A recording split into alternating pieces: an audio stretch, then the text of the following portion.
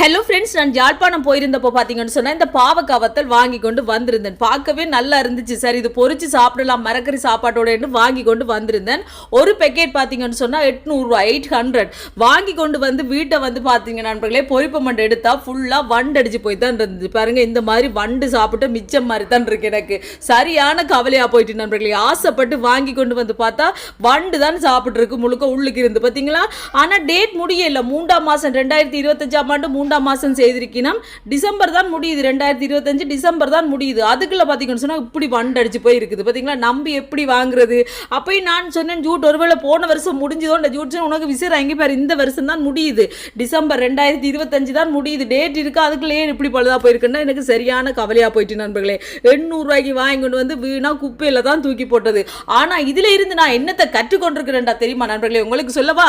இனிமேல் எந்த ஒரு வத்தலும் நானே செய்கிறது, வடகமாக இருக்கட்டும் வத்தலாக இருக்கட்டும், வீட்டில் கொஞ்சம் கொஞ்சமாக நானே செஞ்சு சாப்பிட்றது, நீ கடையில் வாங்குறதே இல்லை. சரியான கவலையாக போயிட்டு என்னத்தை செய்ய.